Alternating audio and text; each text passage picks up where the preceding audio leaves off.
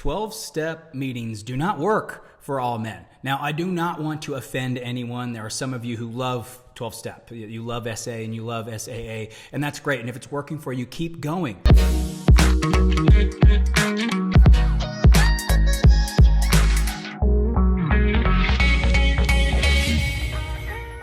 Keep going. I went for the first 2 years of my recovery, but it doesn't work for all men. And me particularly, I was one of those guys that didn't find connection there. I didn't find the 12 steps to really do that much for my addiction or compulsive behavior. And so I was kind of just going to go. Wasn't getting connection. Addiction didn't really seem to be going anywhere. So for me, it didn't quite work. But again, some things work for some people and other things work for others, just like everything, right? The challenge with 12-step, though, especially in this space, is there's definitely an assumption that it works. And I think we need to be careful with that, just like, again, being careful choosing any modality and saying, hey, this will work for you. No, it works for some people. It won't work for everyone, right? And now, get one thing clear. 12-step, when you read the books, either the white book or the green book, right in the book, it tells you the purpose of 12-step meetings is to gather a bunch of people with the same problem and work the 12 steps together. That is the purpose, right? It is not for connection. Now, yes, are you meeting other people there? And can you guys exchange contact information? Will you form connections? Okay, sure. But it's not for connection. It is to work the 12 steps, right? And the sponsor is not your therapist. They're actually not supposed to give you any sort of advice. They're there to use their experience and help you go through the 12 steps. That's their purpose, as stated in both of the books. So I like to bring that up just because I think a lot of people attend 12-step meetings with a lot of other assumptions. I think they expect to get sober. I think they expect to help their recovery.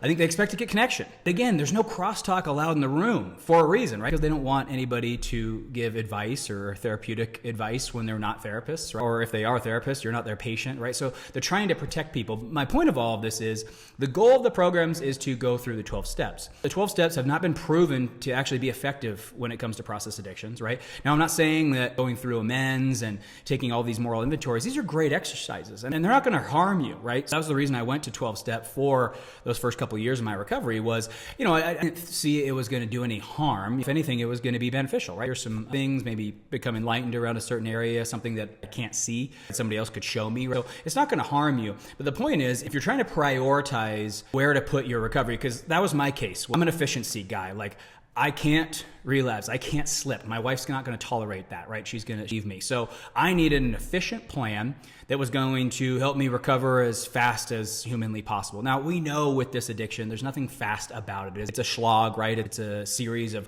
looking for things and trying different modalities and hunting and searching while trying to stay sober the whole time, right? So it's not easy. It's not quick.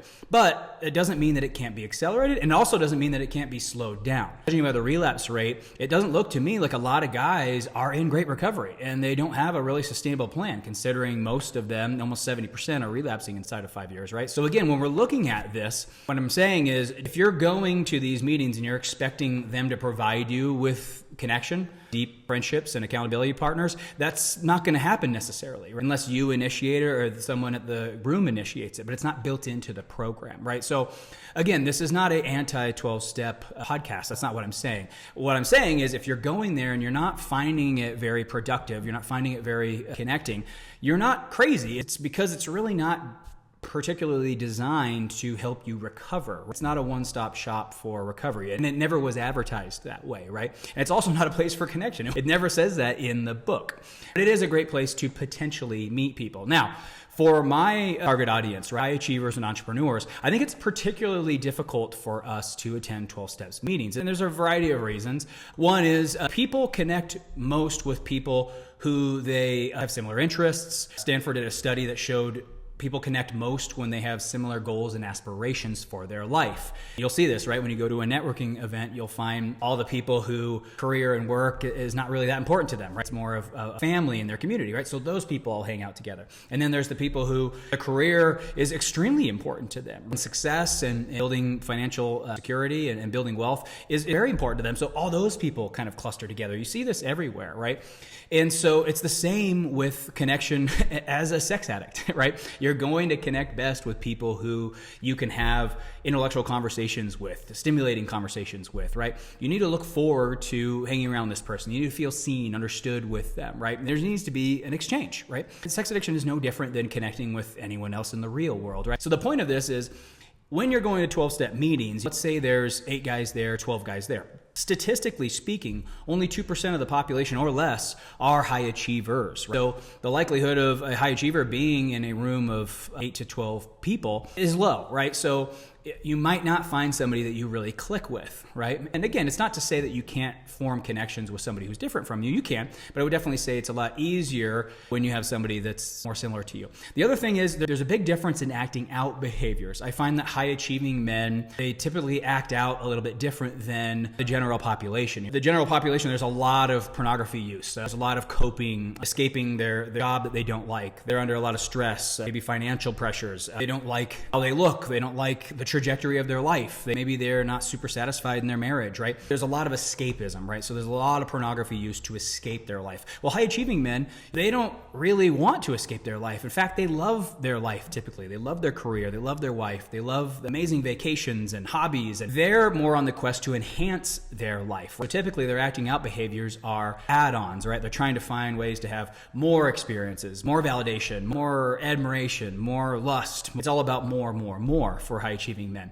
And so when they come to a 12-step room where the majority of people are avoiding negative emotions, it can be sometimes hard to connect when their drivers are different than yours and their acting out behaviors are very different than yours. Whereas for a lot of high achieving men, it has typically surpassed pornography. Not always, thank goodness, and lucky you if it hasn't, but for a lot of high achieving men, you love the exchange with a real human. So typically it crosses the flesh line into physical acting out behaviors. The point of all of this is, what I'm trying to have you do is set realistic expectations. 12-step is designed to do a very specific thing. It's primarily a container for you guys to work through the 12 steps together and kind of share your experiences and help each other along. Again, it is not designed to be a recovery tool, a therapy tool. It's not designed to help show you why you act out and how to psychologically change those behaviors. And it's not designed to connect, right? All of that stuff's gonna happen on your own clock. And so if you are looking for a group that does prioritize connection, it does actually have a plan in place, an efficient structure to discover the ins and outs of your process addiction, those groups do exist, right? There are therapy groups all over the country, which different therapists have kind of put together, where they do prioritize connection. They do prioritize a plan, an efficient plan. They do have time to hunt for the why behind your addiction. So if that's what you're looking for, those groups do exist. So again, if 12 steps just not really fitting the mold for what it is that you're looking for in your personal recovery, there's other options out there. So again, this is not an anti-12-step podcast. Please do not take it that way. I always encourage everybody, hey, attend your local group. For all you know, it could be amazing. I was going to 12-step meetings in all sorts of cities, and there were some cities where I loved the group. Oh my gosh, I had one in Colorado that I really loved the men. I wish it was still there. I would probably still attend that group, right? So some of them might work for you, but if they're not working for you, don't just say, oh, well, I tried and it didn't work. No, that is not the case. We know that peer support, deep connections with other men in this, like-minded men, is the number one thing you can do for your recovery. Number one. So don't just go and say, hey, I tried and it didn't work. No, that doesn't count. Because again, I'm going to tell you from personal experience here, from what I have seen, if you do not have a recovery group of men who you can lean on, who you really have deep relationships with, a lot of those guys eventually relapse. Like I said, it's not guaranteed, but it definitely increases the likelihood. So if 12 steps not working, find another group.